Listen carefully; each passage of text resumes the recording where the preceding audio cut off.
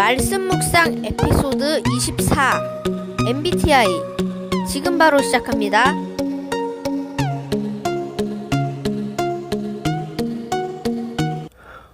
요한계시록 21장 14절에 보면 새 예루살렘 성곽에 12기초석이 있고요. 그 위에 어린 양의 12사도의 이름들이 있다는 말씀이 기록되어 있습니다. 뿐만 아니라 계시록 14장에도 보면 이스라엘 자손의 각 지파 중 입맞은 자들이 12지파라고 나옵니다. 갈라디아서 5장 22, 23절에도 보면 성령의 9가지 열매가 등장하죠. 이런 말씀들을 종합해보면 이스라엘 지파도 12지파로 구성되어 있고 천국에 하나님 나라도 12지파로 구성되어 있음을 어렴풋하게 짐작해 볼 수 있습니다.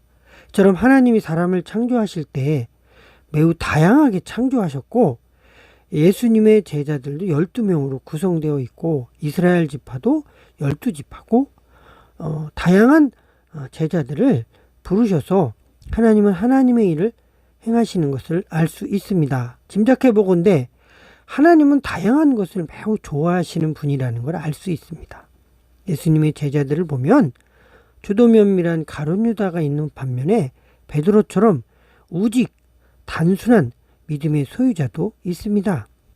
바울의 저서를 보면 그는 매우 다양하고 화려한 문장들과 언어들을 구성해서 복음의 정수를 드러냈고 반면에 베드로 사도는 어부답게 문장이 화려하지 않지만 그 속에 깊은 영성을 담고 있음을 알 수 있습니다. 사도행전 15장을 보면 마가 요한을 데리고 가느냐 마느냐의 문제를 놓고 위대한 두 영적 지도자들이 심하게 다투죠. 바울과 바나바입니다. 바울은 마가 요한이 전도 여행을 하다 무책임하게 그래서 마가 요한을 신뢰할 수 없다. 그래서 전도 여행에 함께 동참할 수 없다. 그렇게 반대했고요. 바나바는 그래도 한번 기회를 더 주자. 그래서 마가 요한을 데리고 가자고 하는 의견이 대립돼서 결국은 사도행전 15장에 보면 서로 심히 다투었다는 내용을 볼 수 있습니다. 그리고 결국은 갈라서서 바나바는 외족하죠. 마가를 데리고 구브로로 가고 사도 바울은 마가 요한을 배제한 채 신라와 함께 수리아 길리기아로 간 것을 볼 수 있습니다. 물론 나중에는 사도 바울은 마가 요한과 화해를 하고 3차 선교 여행을 함께 합니다. 바울이 2차로 로마 감옥에 갇혀 순교를 앞두고 있을 때 내게 유익한 마가 요한을 데려오라고 하는 이야기가 나오는 것을 볼 때 하나님의 사람들도 그 기질과 성품이 달라 서로 갈등하고 그리고 다시 화합하는 것을 볼 수 있습니다. 이처럼 바울과 바나바 또 요셉과 요셉의 형들 베드로와 가룟 유다 쌍둥이죠. 에서와 야곱 또 모세와 고라 사울왕과 다윗 또는 유오디아와 순두개 이러한 성경이 나오는 인물들의 대립을 보면 서로 다른 기질과 성품 때문에 갈등하고 때로는 이것을 위하여 어려움을 겪게 되는 것을 볼 수 있습니다. 이렇듯 하나님께서 사람을 다양하게 만드셨는데요.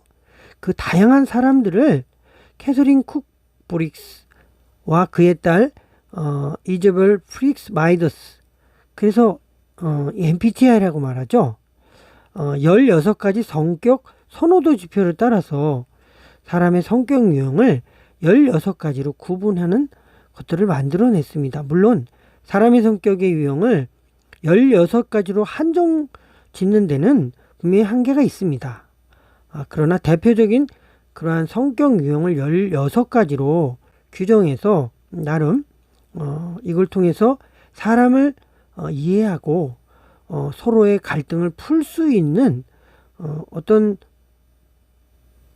기회를 제공했다는 의미에서 MBTI가 주는 나름의 유익이 있습니다. 그래서 오늘은 이렇게 성경에 나온 다양한 인물들의 기질이나 성향, 그런 부분들이 왜 갈등을 하고, 또 우리 자신들도 직장 생활이나 가정 생활을 해가면서 서로 간에 왜 저 사람이 저럴까, 왜 이 사람이 이럴까 이해하지 못한 채로 그냥 갈등만 하고 있는 경우들을 많이 볼 수 있는데, 그런 것들에 대한 좋은 지혜를 제공해 주는 게 바로 이 MBTI죠. 그래서 오늘은 MBTI를 간략하게 한번 살펴보겠습니다. 결론적으로 말씀드리면 MBTI는 완전하지 않습니다. 그러나 참고해 본다면 하나님께서 사람들을 다양하게 만드셨고, 우리가 항상 내 중심에서 다른 사람을 볼 때 이해할 수 없는데, 이 MBTI의 이런 성격 유형, 16가지 성격 유형들을 살펴보므로 사람은 좋고 나쁨의 문제가 아니라는 걸 알 수 있어요. 옳고 그름의 문제도 아니라는 겁니다. 더더군다나 더욱 중요한 건 그 사람이 나와 다른 것이 나는 옳고 그가 나쁜 그런 의미가 아니라는 거죠. 그 사람 정말 나와 맞지 않는 사람일지라도요, 그를 만드신 분은 하나님이십니다. 그러나 나와 다르다 해서 그를 공격하고 우리가 흔히 말하는 뒷담하고 때로는 왕따를 시키고 이간질을 시키는 건 애초 인간을 다양하게 만드신 하나님을 대적하는 일이 된다는 거죠. 잠언 27장 17절에 보면 철이 철을 날카롭게 하는 것 같이 사람이 그 친구의 얼굴을 빛나게 하느니라는 말씀이 나옵니다. 나와 그가 다른 것 뿐이지 사람과의 관계가 나는 옳고 그는 나쁜 그런 의미가 아니라는 겁니다. 그래서 하나님이 다양하게 만들어 놓으신 그 사람에 대한 우리가 폭을 넓히고 이 기본적인 것만 우리가 조금만 이해한다면 우린 사람들과의 만남에서 주어지는 다양한 갈등을 좀 더 지혜롭게 풀어갈 수 있을 것이라고 봅니다. MBTI라는 건 뭐냐면 사람이 태어나면서부터 선천적으로 선호하는 경향들이 있다는 거예요. 어떤 사람은 태어나면서부터 왼손을 쓰는 거에 이렇게 선호하는 경향이 있고요. 네. 어떤 사람은 오른손을 쓰는 거에 선호하는 경향이 있다는 겁니다. 그러니까 우리가 너는 왜 왼손잡이야? 너는 오른손잡이야? 그렇게 말하면 안 된다는 거죠. 그 사람이 태어나서 보니 그런 성향, 선호 경향, 선천적인 선호 경향을 갖고 있다는 겁니다. 그것에 대한 대표적인 것은 먼저 첫 번째로 외향과 내향으로 나눠볼 수 있어요. 저 사람은 외향적인 사람이다. 저 사람은 내향적인 사람이다. 뭘로 우리가 구분할 수 있냐면 그 사람이 어디에 관심이 집중되고 어디에서 에너지를 얻느냐를 보면 알 수 있어요. 외향적인 사람은 다른 사람, 어떤 외부 경험에서 에너지를 얻으려 들여요. 그래서 외향적인 사람이 딱 나타나면 쉽게 알려집니다. 표현적이고 그리고 굉장히 역동적이죠. 미국 사람들 보면 대부분 75% 이상이 외향적이라는 통계가 있습니다. 반면에 내향적인 것은 내면의 생각, 반성, 자기 안에서 어떤 에너지를 얻으려 하죠. 조용하고 혼자 있는 것을 좋아하는 그런 성향입니다. 그러니까 외향적인 사람은 적극적이고 활동을 선호하고 외적인 과정을 좋아하고 글로 표현하는 것보다 말로 표현하는 거, 그런 것들에 대하여 익숙한 선호 경향을 갖고 있어서 이런 외향적이다, 이렇게 그래서 E라는 호칭으로 부르게 되고, 내향적인 선호를 갖고 있는 사람들은 어떤 내적인 과정을 좋아하죠. 그래서 주로 교수나 엔지니어, 혼자서 무엇을 할 수 있는 그런 것들을 좋아하는 경향이 있습니다. 그러니까 먼저 내가 외향적이냐 내향적이냐만 보더라도 그 사람의 선호 경향이 성격이 어떤 성향인지 금방 우리가 판단을 할 수 있게 되죠. 그럼 두 번째는 뭐냐면 감각과 직관이라는 겁니다. 감각이라는 것은 뭐냐면 그 사람이 어떠한 정보에 주의를 기울이느냐, 어떻게 정보를 수집하느냐, 그걸로 판가름할 수 있어요. 그래서 감각은 S라는 표현을 쓰고 직관은 N이라는 표현을 쓰는데, 감각이니까 당연히 감각이라는 건 오감, 먹고 뜯고 씹고 맛보고 느끼고 뭐 하는 오감에 대한 그런 것들을 철저하게 바탕으로 해서 현실적이고 세부적이고 사실, 그리고 지금 여기 살고 있는 지금에 대한 관심을 굉장히 많이 갖고 있고 구체적이고 현실적인 감각이 뛰어난 사람들이죠. 미국 사람들이 주로 이 S 감각들이 많이 있다고 합니다. 반면 직관은 뭐냐면 그것과 반대되는 직관은 정보 수집, 어떤 것들에 주의를 기울이냐면 육감에 대해서, 오감에 넘어서 육감, 어떤 영감, 창조력, 상상력, 추상적, 어떤 가능성, 미래지향적인 것들에 대해서 관심을 갖고 있습니다. 그러니까 내가 긍정적인, 내가 외향적인 성향인지 내향적인 성향인지 그걸 통해서 먼저 우리가 알 수 있고, 그 다음에 내가 어떤 S 감각적인 오감이나 현실 세부적 여기에 대한 지금 이 내가 살고 있는 현실에 대한 관심이 많은 사람들은 S 성향이고요. 거기에 반대해서 추상적이고 미래지향적이고 어떤 영감, 상상력 그런 것들을 추구하는 사람들은 직관형이라고 말하죠. 세 번째는요, 그런 것들을 통해서 들어온 정보를 가지고 이분이 어떻게 판단하고 결정하느냐, 의사결정을 보면 알 수 있어요. 의사결정은 사고, T, 감정, F로 나눠볼 수 있습니다. 사고란 건 뭐냐면요, 당연히 사고는 이성적인 판단에 의해서 머리로 결정하죠. 진실함과 정의, 공정성에 관심이 많이 있는 사람들이죠. 그다음 회의적이고 논리적인 것을 가치롭게 여기고 신뢰합니다. 그리고 확고하고 공정하고 분석적이고 객관적이고 비평적인 것들을 선호하게 되죠. 아무래도 이런 사고, T 형의 선호 경향은 여자들보다 남자들이 더 많습니다. 그래서 남자가 한 60% 정도 되고요.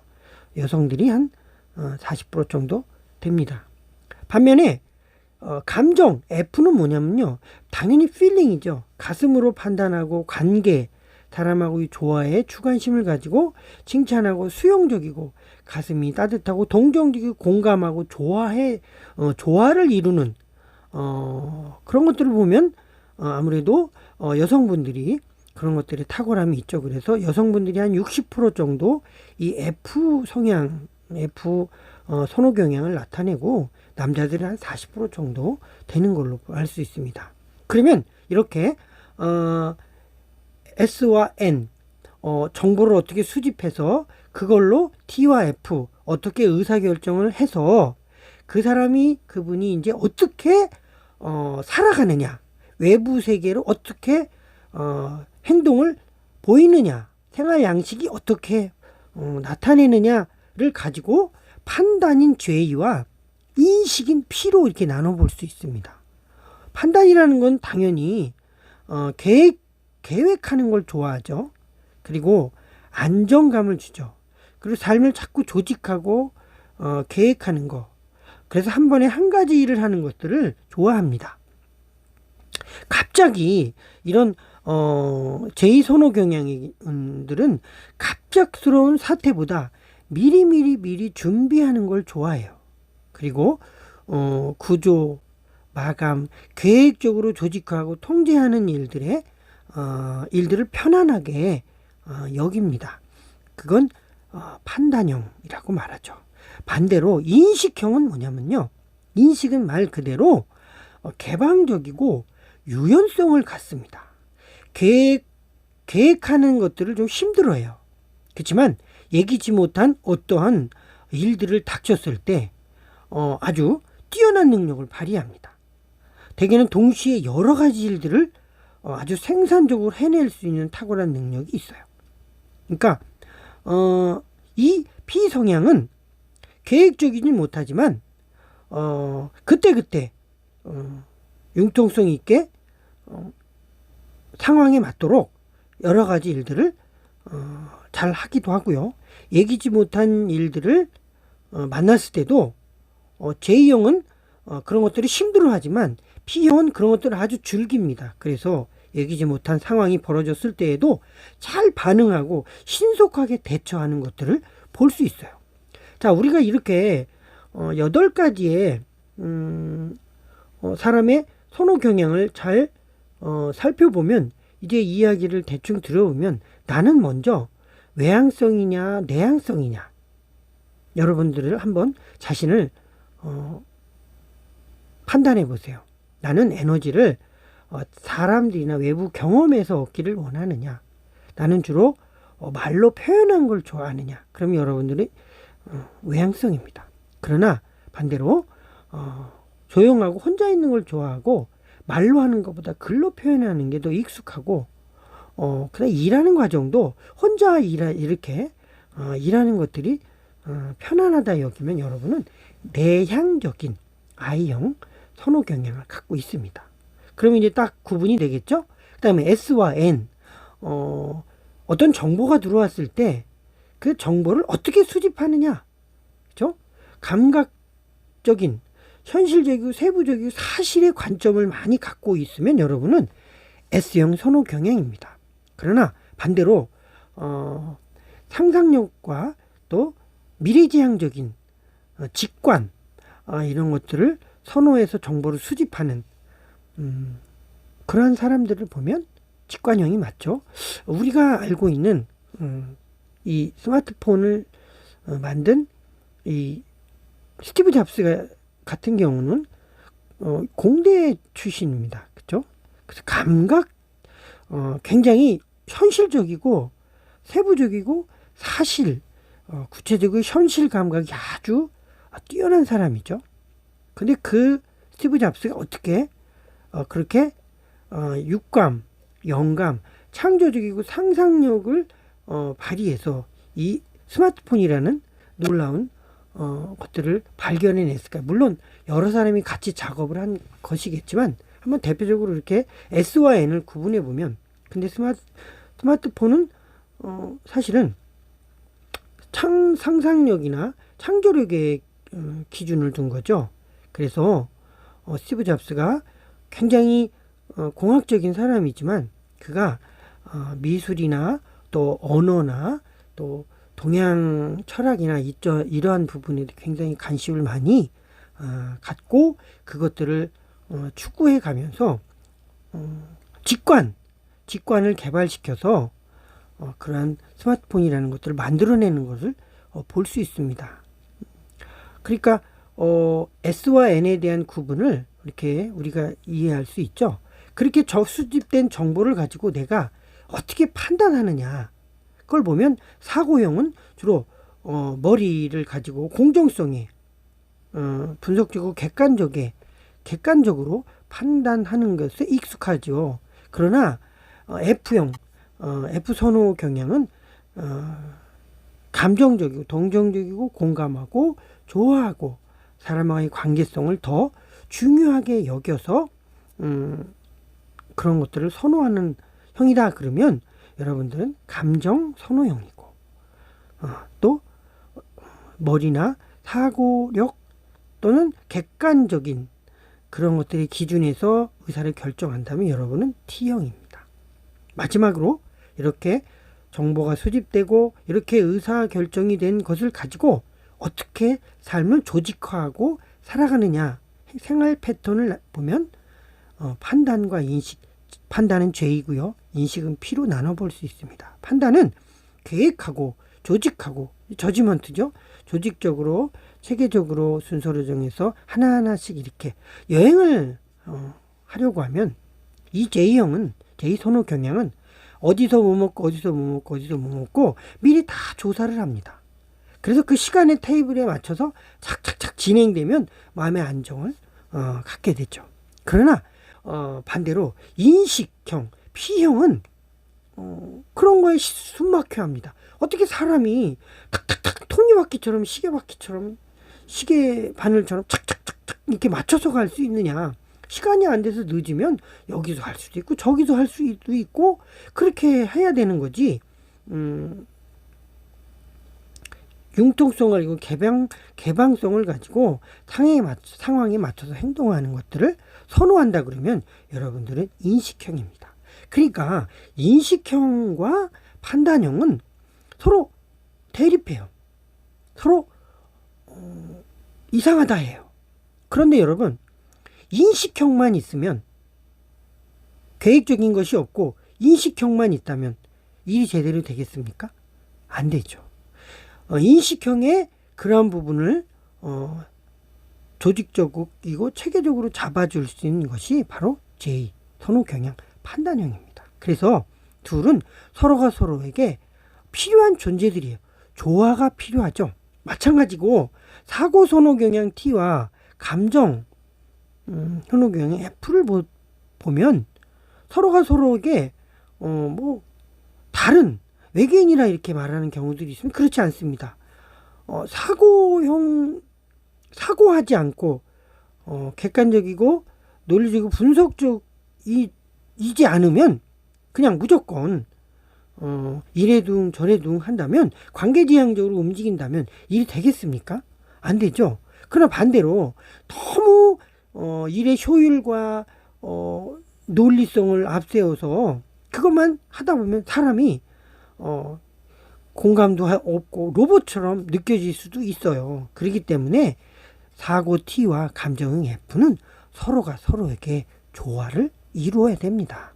이런 것처럼 우리가 대충 이 8가지의 선호 경향을 간단히 살펴봤는데 결국은 여러분들이 이제 이런 것들을 대충 이야기를 들어보면 나는 E형이다. 그리고 나는 감각, 현실에 대한 감각이 위주로 정보를 수집한다 그러면 ES, 그죠? 그 다음에 어떻게 판단하고 결정하느냐, 나는 사고력을 가지고 결정한다 그러면 T죠. 그럼 EST. 그 다음에 나는 그것을 가지고 조직적으로 계획적으로 행동한다 그러면 J죠. 그래서 여러분들은 MBTI의 선호 경향이 ESTP, ESTJ 이렇게 구분할 수가 있는 거고요. 반대로 나는 내향적인 거 I, 그 다음에 직관, 미래를 향한 추상적이고 상상적인 걸 좋아한다. 그러니까 이런 어떤 직관이나 추상적이고 상상적인 것을 좋아하는 분들은 그렇죠? 아무래도 창의적인 일들에 맞는 거죠. 그래서 IN, 그 다음에 관계지향적인 것들을 좋아하면 F, 그 다음에 인식형, 개방적이고 유연한 걸 좋아하면 P형으로 기여될 수 있습니다. 그래서 INFP라고 이렇게 규정질 수 있죠. 결론을 내려보면 나와 다른 것은 판단하거나 정죄하는 거리가 아닙니다. 하나님이 그렇게 만드셨으면 인정하고 받아들여서 잠언 27장 17절에 철이 날카롭게 하는 것 같이 사람이 그 친구의 얼굴을 빛나게 하듯 서로를 조화롭게 사랑하고 섬겨 나가서 조화를 이루어 나가는 것이 하나님의 뜻입니다. 그래서 물론 이것이 이 MBTI 검사의 한계는 있습니다. 왜냐하면 내가 이 테스트를 내가 해서 내가 결정을 내리는 거기 때문에 자기 생각이 많이 반영이 됩니다.